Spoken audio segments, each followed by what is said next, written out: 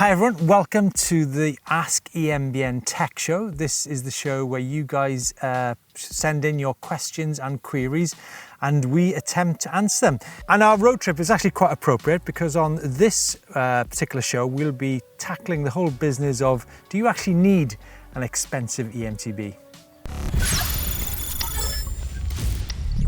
Okay, I think we've got rid of that annoying spaniel. Seems to be out oh crikey, the tide is rising. We don't want to be left high and dry here in Plockton.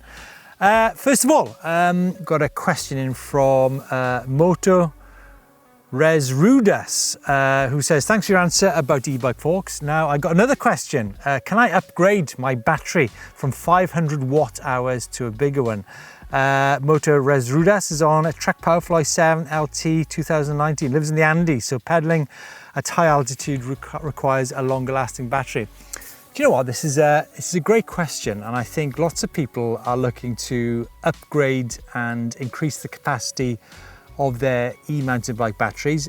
The answer to the question is, on a Trek Powerfly 7, yes, you can. It does require a little bit of fiddling around. So what I'm going to do is, rather than get into all the tech detail here, I'm going to leave a kind of short summary, which Adam has done in the description down below. But basically, you need to remove the mounting of the battery and swap that out. You need to replace the kind of locking system, and you can actually get that 625 watt hour battery in there.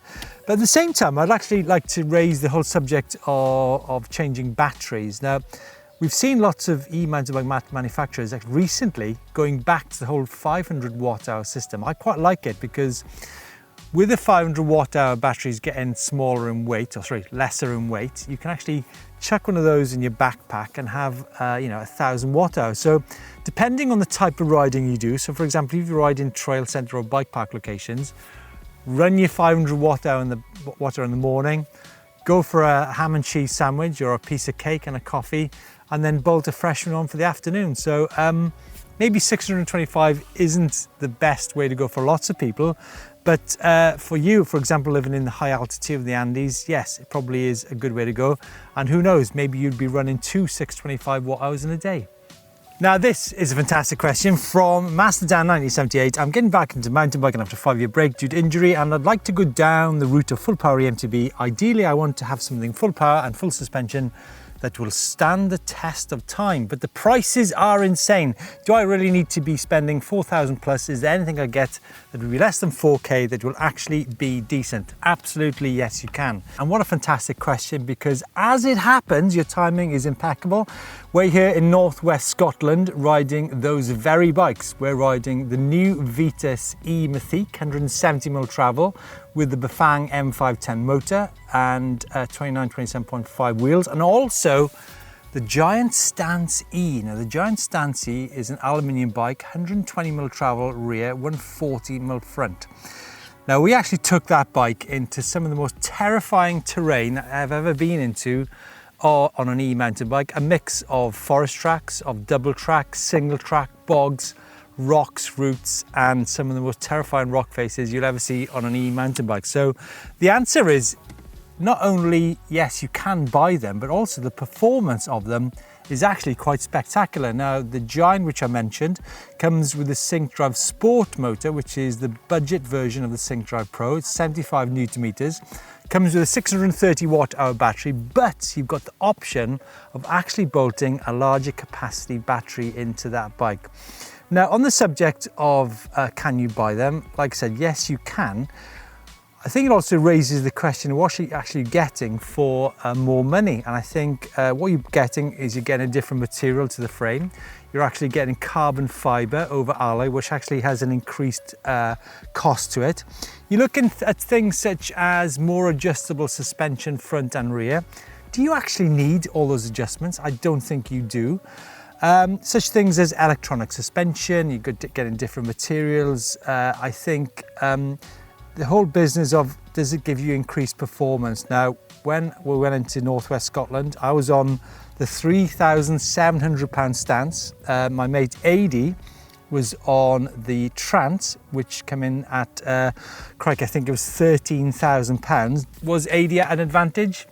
He might have got a smoother ride because he was on 140, 150. He had the carbon zip wheels from SRAM, which are pretty cool, give you a good flex to stiffness balance.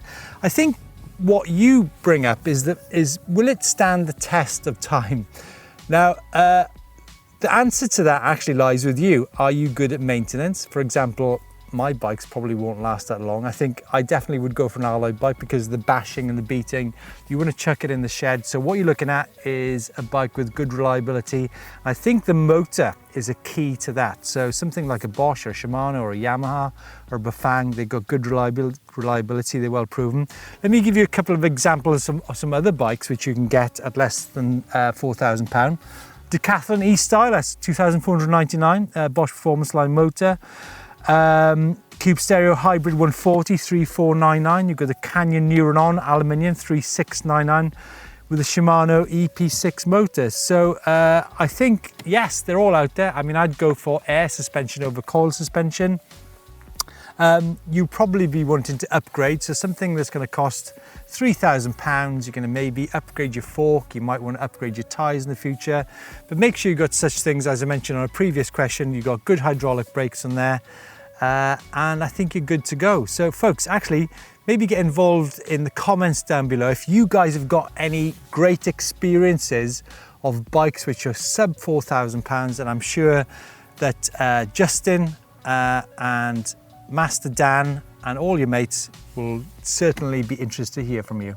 Kevin Brand, what e-mountain bike would you recommend for a beginner? Ideally, I want one which I won't have to change. I've been suggested the High-Bike Like CF, Spectral On CFR and Strive On CFR. Apparently the Canyons would be good due to the automatic gear selection. Or should I be going for an alloy bike because I'm probably going to have a lot of falls?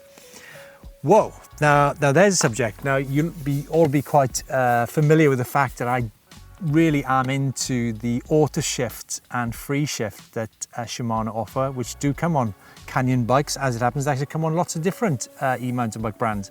I think the thing with auto shift is if you're new to e-mountain biking, it allows you, or it teaches you to run in the right cadence. When you've got the right cadence, that means you get an optimum amount of power from your e-mountain bike motor. So it's a great thing. You don't have to have auto shift and free shift on all the time. You can switch it off. So once you learn what's the right cadence, switch it off. But then again, when you ride in technical terrain, it'll allow you to take the guesswork out of riding your bike. Two interesting points there. You're talking about the High-Bike Like, which is actually a mid-power e-mountain bike. And the Spectrals and Strive, which are full power bikes with Shimano and Bosch respectively, the Bosch being on the Strive bike. The Strive is a proper e-enduro bike. It's pretty full on, 170mm travels. If you're running pretty full on terrain, then I'd say that's possibly one you might want to go to maybe a few years down the line. But the thing is, even though you're new to e-mountain biking, that doesn't mean to say within a few weeks you'll be running pretty nuts terrain, just like my colleague Louis behind the camera there, who's going to be riding e-mountain bikes a year or so, and he can arguably, or so he thinks, can beat me downhill. Anyhow, that's a different subject. Lots of things to think about. Battery capacity. Have a think about where you're going to be riding. And in relation to the last question, I mean, you know, the possibility of upgrading your battery to say maybe from 500 to 625 or from 625 to 700. Now, the great thing about the Canyon Spectral, just because you've mentioned it, like I said, there's lots of other bikes with Shimano motors on the market. The great thing with the Spectral, you can either have a 720 watt hour battery or have a 900 watt hour battery, which gives you far more range. I'd be thinking about an alloy bike for sure, because I think there's not a performance disadvantage from running aluminium compared to carbon. Oh, no, it's not the annoying spaniel dog. I'd think about the componentry. I think you need a good set of brakes, a good set of wheels, some good reliable tyres on the bike, because these are things which you're going to be spending money on in the future. Such things, you know, you're probably going to get carried away from riding your e-mountain bike, so you're definitely going to run your tyres low in the future. I'd certainly have a look at buying your bike where you can get the warranty. So some of the main brands there, you've got Bosch, you've got Shimano, you've got Yamaha, all provide good warranty. But more than anything, I think two things. I think suspension. I would go for a bike with full suspension because you don't know what adventures you might want to go on in the future. The thing with a hardtail bike, it does actually limit you. And finally, make sure whatever you do to get the right size e-mountain bike for you. So what I would do is talk to some mates who've got good experience, talk to some shops who've got good experience, and make sure you've got the bike which is the sweet spot just for you. Right, Josh, one rider. Has anyone actually had any issues from de-restricting their e-bike? Okay, where do we start on this one? I actually think that, well, actually no, sorry. I actually know that Bosch are really tuned into this, and the reason that they're tuned into it is the whole business, all the kind of sailors laughing in the background, the whole business of riding trails. Now, I think it's very uncool, and it's possibly kind of compromising our future trail access on EMTBs if we're spinning around forest tracks at 30, 40 miles an hour. There's too much difference from mountain bikes to e-mountain bikes spinning around, and also walkers and horse riders too. So it's not just about going fast. I think if you're running your e-mountain bike going back and forth to work on tarmac roads or on private roads, obviously there's a road tax and insurance issue with that, which you need to take into account. Obviously they'll get you there quicker, but in that respect, I'd possibly maybe ride a mountain bike instead of an e-mountain bike. Like I said, Bosch are tuned into this. So if you do restrict your Bosch bike, the bike actually now goes into limp mode. So that's not very cool. I certainly have heard of many Shimano bikes which come up with error codes.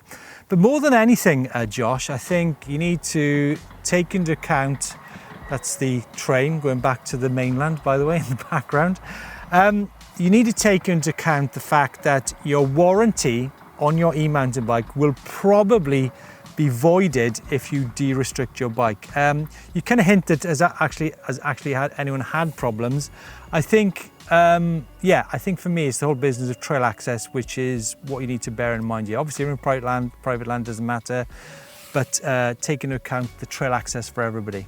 And that's it for the Ask EMBN Tech Show for this week.